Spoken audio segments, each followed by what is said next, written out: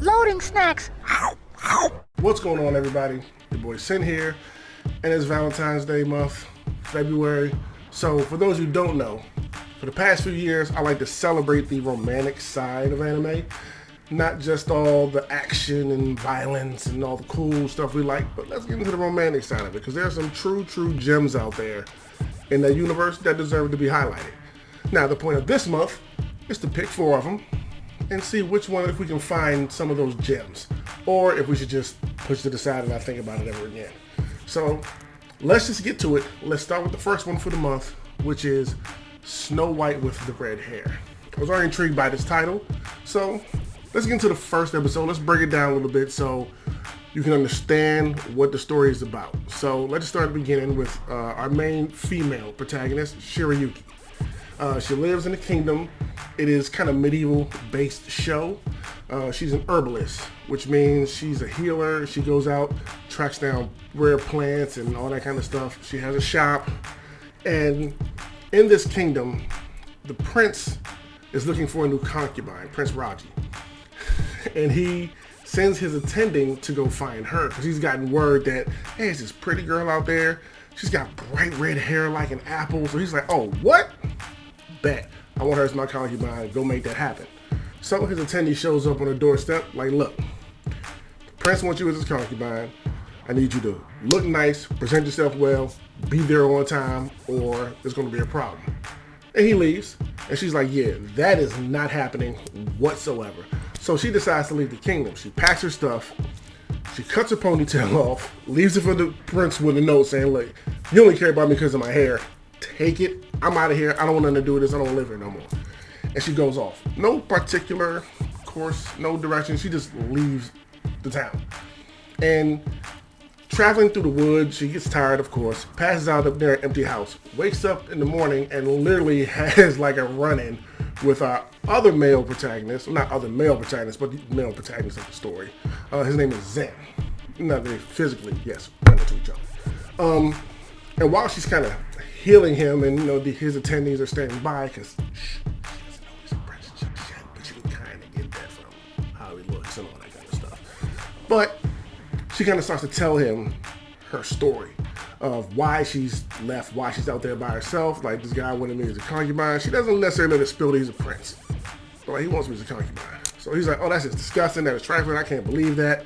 Now, of course, the attending from the place she's running from shows up. Look, girl, you didn't lose us. You're not slick. Let's go.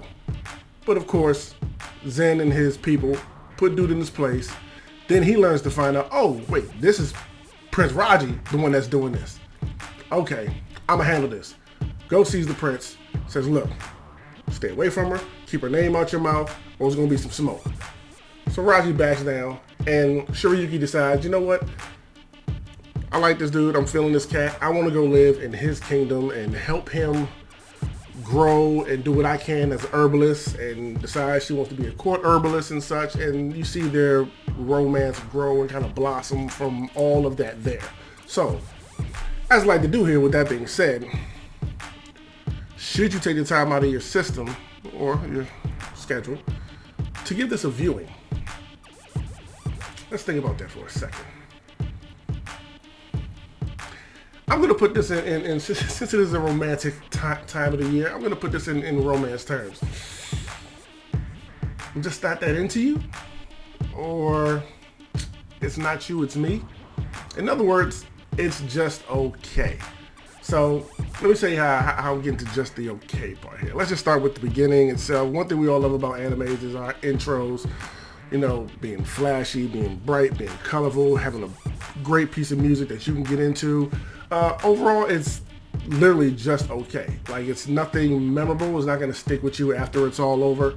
But for the time being, while you're watching it, it's enjoyable. But just nothing that's going to like stick to your ribs or anything like that afterwards. Now, the characters themselves, though, I actually enjoyed everybody who surrounds our main 2 protagonists. Like, Zen and his two attendees that are like with him all the time. I like the respect they have for one another. Like, he's a prince, and they respect his position, but they still feel more like friends. So when the prince then does get out of line, they check him. You know, they check him to a point where he's like, all right, you're right, I'll back off. Like, I really enjoyed their relationship. And I also enjoyed the Shirayuki's, like, her boss and the people that just teaching her in the castle, like, about being a court herbalist and stuff like that. Like, I really enjoyed that tight cast surrounding these two, and the fact that everybody from the beginning is rooting for them to be together. Like, oh, she's great for him, he's great for her, we like this idea, let's support it, kind of deal. My favorite character in it was Obi, who is an attending that comes later to Zen, and then ends up being an attending for Shirayuki. Like, he was like a diehard, like, badass in it. Like, I really messed with him and his character. Now look, I've been watching, for the past few years while I've been doing this, I have watched a lot of these romance animes. So when I'm looking at where it fits in the genre, like, where does it stack up, I have a high bar, understand? Like, I'm looking like, can you match up with stuff like Clannad, Toradora, Anoha, just a whole bunch of other stuff that I've seen before. So how does it stack up with other ones in its category?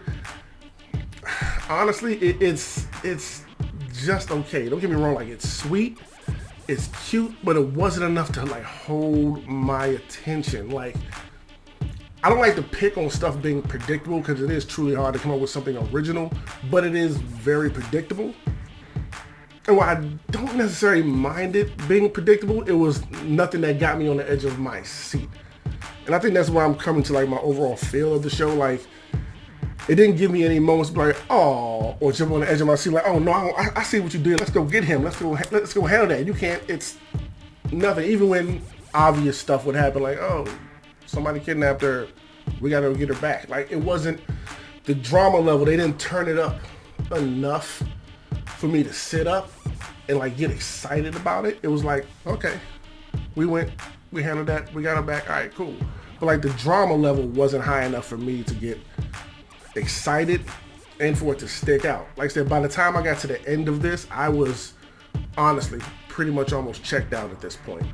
But yeah, that's pretty much all there is to it. Like, let me know what y'all think. Like, go check it out. Let me know for yourself in the comments below. Like, did you enjoy Snow White with the red hair?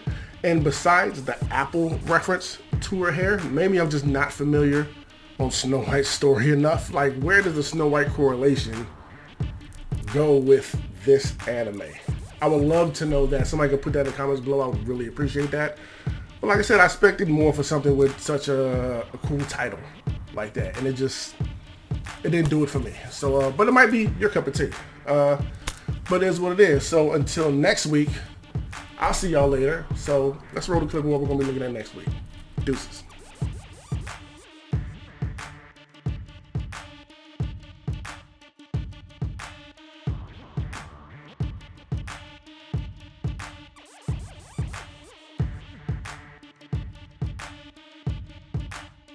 Loading snacks.